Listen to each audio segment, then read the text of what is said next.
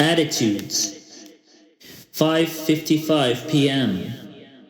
It seems as though it is always at the beginning. Once some tonality or mannerism has begun, it is detectable afterwards. If interference was permitted to occur and at the same time permitted to be perceived, then it was destined to happen and be perceived. All events are destined to take place. However, some are meant and destined to be forgotten, while others are meant and destined to be noticed by those who watch. Once an action is made that is associated with the devil, it is very easy to extract notorious probabilities of things that could go haywire. It is no wonder that devils were associated with the most wrath-worthy and detestable actions, as well as those that are considered disgusting or impure. Those that result in heightened use of immoral standards as opposed to mannerism and moral standards. If what someone writes is similar to what they say when they are at their normal state, unagitated, unirritated, but taking things for granted, then it would make it easier to continue weaving through the possibilities along the way. Since no human will or desire would govern the path upon which many other people would have to follow, then it is beyond a person's will to decide whether or not an action is permissible or impermissible. Once permissibility and impermissibility are attributes that are assigned by entities other than God, it takes its wrong turn. God does not make mistakes. This means that if someone is drifting far away from the target, it is either that they had taken a wrong turn along the way and need to backtrack to find where they had made the wrong decision, or they have to continue through in the straightest path possible.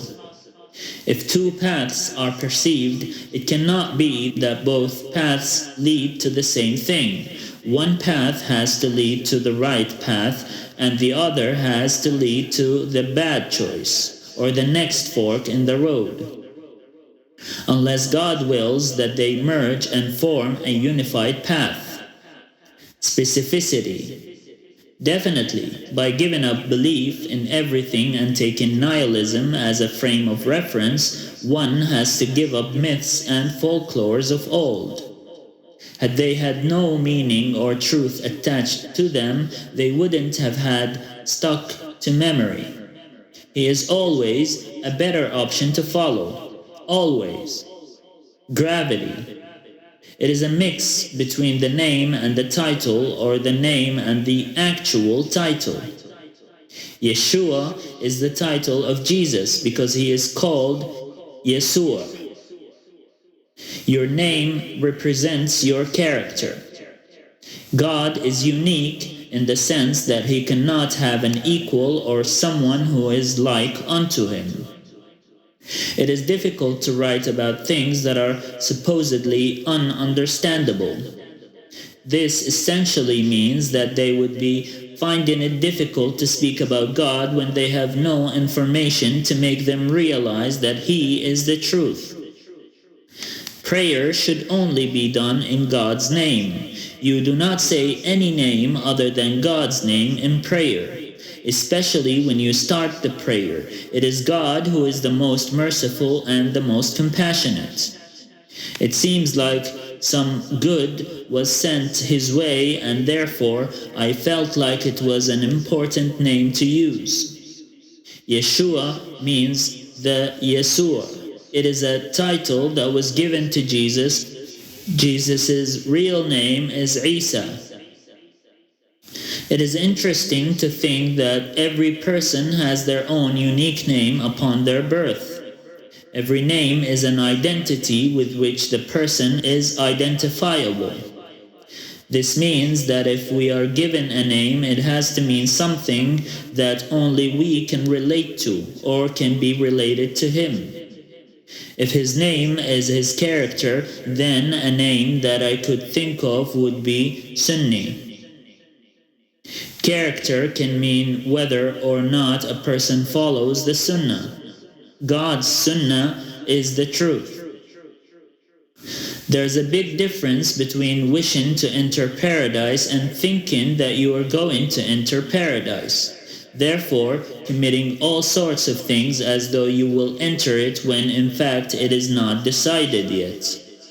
There's a big difference between wishing to enter paradise and thinking that you're going to enter paradise, therefore committing all sorts of things as though you will enter it when in fact it is not decided yet. Wishing to enter paradise is like when someone is entering it without being greedy, being content with whatever had already been prepared and not thinking that there would be shortcomings. There is also a difference between being destined for hell, being forced to enter it, to be cleansed, and fearing it so much that you would be keeping away from doing those things that would merit hell.